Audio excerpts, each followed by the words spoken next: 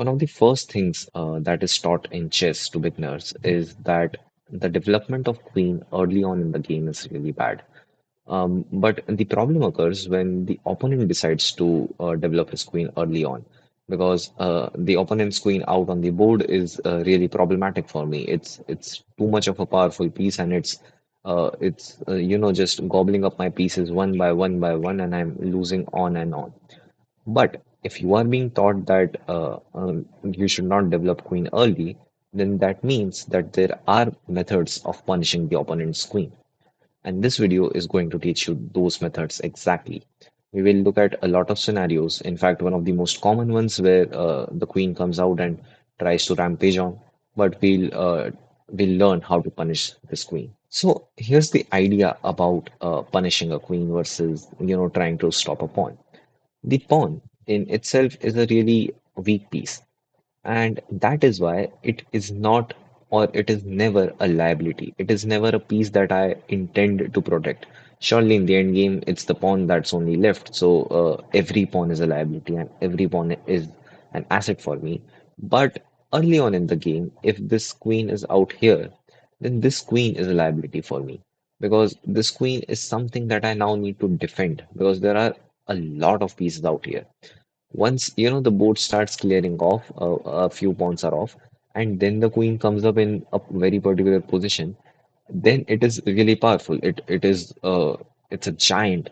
But the issue is that if the queen is just sitting here, and the opponent is simply trying to attack me from different sides. For example, let's say this move, and let's say he moves this move, and then I have to run my queen away somewhere, and then he will make some other move, and then I'll have to run my queen again.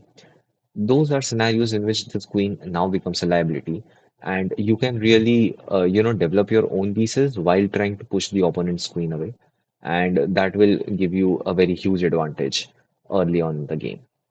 So yeah, let's try to see a real game scenario. Let's imagine that the opponent is playing the wayward queen attack on us, and we have to really get rid of this queen from here.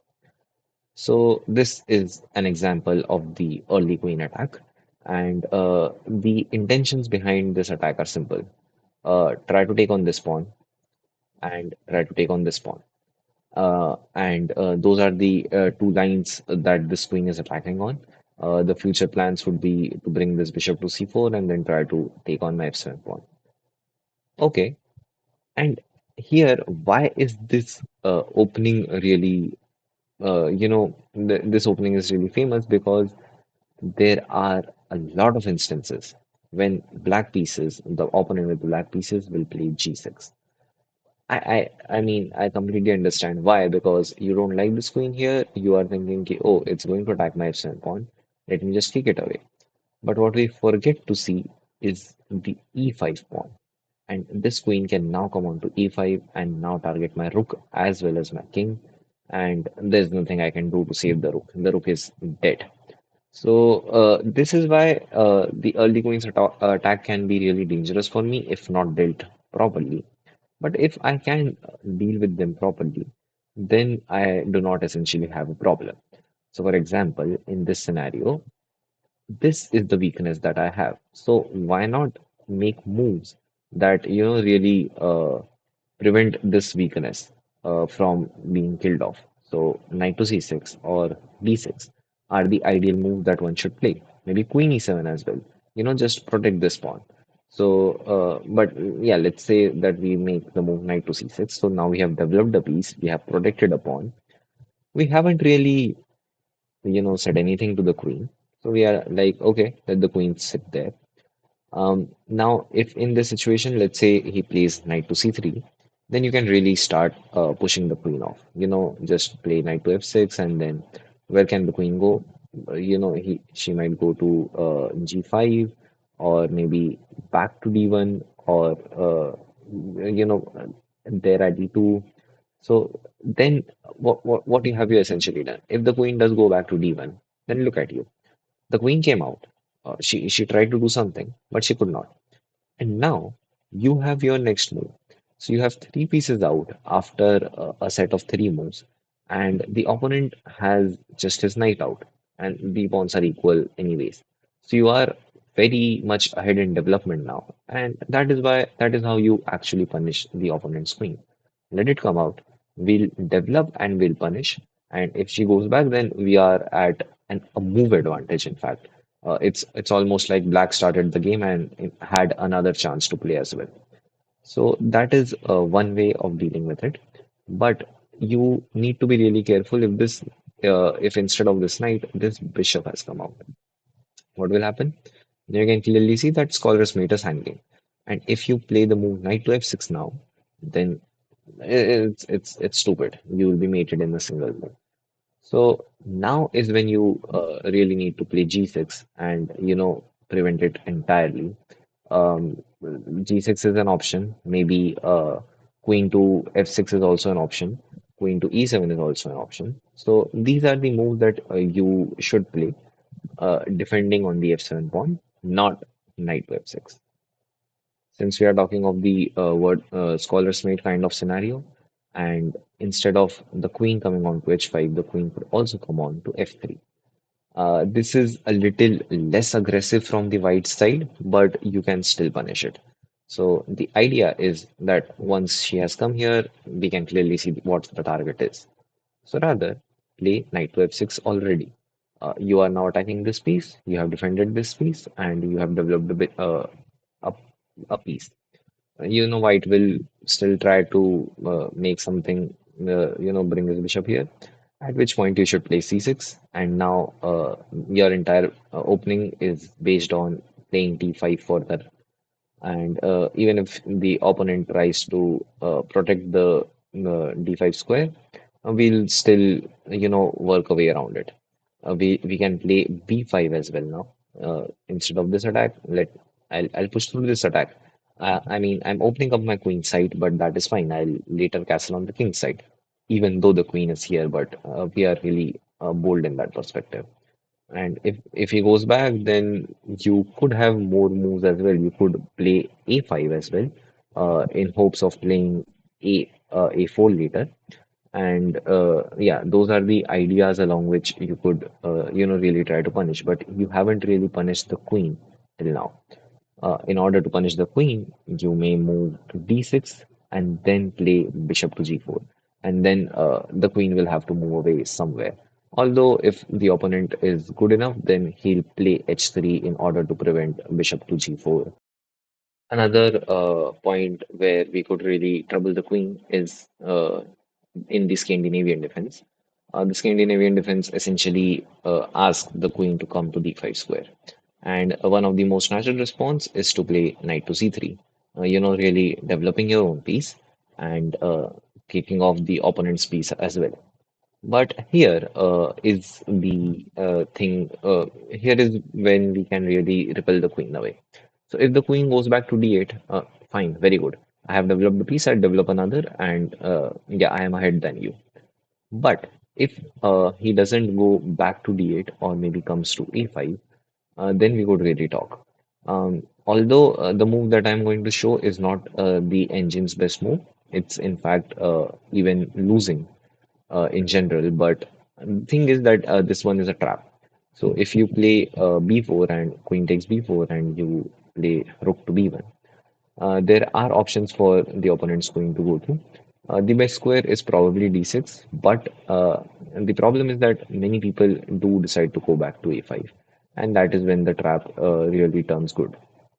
Because now I can play rook to b5, and the queen will have only one square to go to. And whenever the queen has just one square to go to, then you are really entrapping the queen. And once you have done this, you could maybe even keep on developing. You don't really care about this. Like this queen is now there, caged, and your rook is out, and the opponent can't really play e4 either. He can't bring his bishop out because everything is being protected by your rook, and the opponent can't even attack the rook. If he, let's say, decides to play c6, then it will be a huge problem for him because now he has blocked his own queen.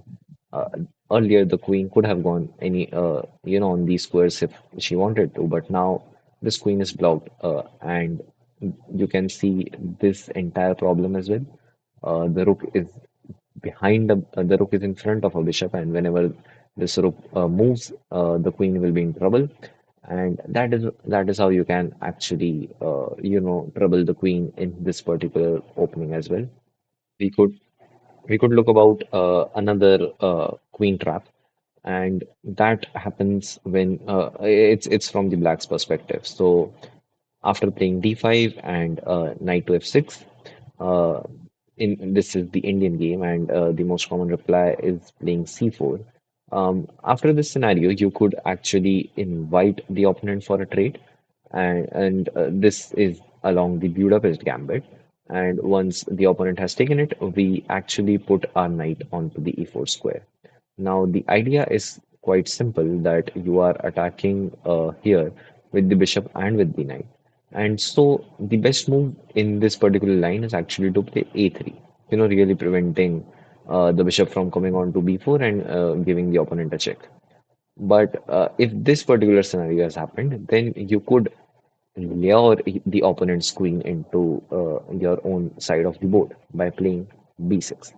How does b6 lure it? Because uh, now queen really sees a fork out there, and if she isn't really careful and does come to d5, then we can start having some fun, because now I can play bishop to b7, giving another piece of mine to the queen.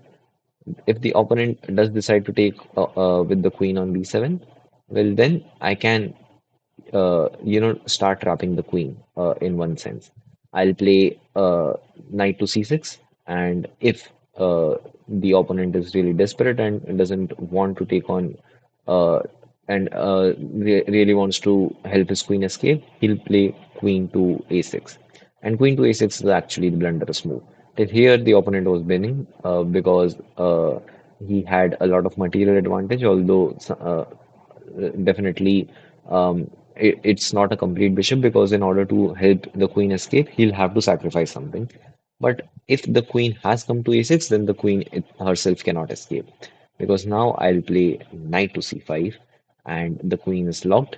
She has just one square to go to, and that is b5. But the moment she goes there, I'll play a6 and finally lock this queen in this entire four walls of two pawns and two knights. And yeah, that's beautiful queen trap, and you are obviously winning this game. So those were really some examples along which you could think how to punish the queen, but the basic principles remain the same. If the queen is out there early in the game, you develop your piece, and you develop your piece with a tempo. And how do you get the tempo? You develop the piece by attacking the queen. Not really attacking it in the open, but by being safe yourself and attacking the queen. And that is how you can really punish the opponent. You will not always get any material advantage, but even if you somehow push the queen back to its original square, either d1 or d8, and you have developed more of your pieces, then you are actually at a better place, because you have made two, three extra moves, and white could do nothing but run the queen around and then go back home. If you like this video and want to watch more such content on chess, do subscribe to the channel. If you want to watch anything in particular, do drop us a comment and we'll definitely make a video on it. Thank you.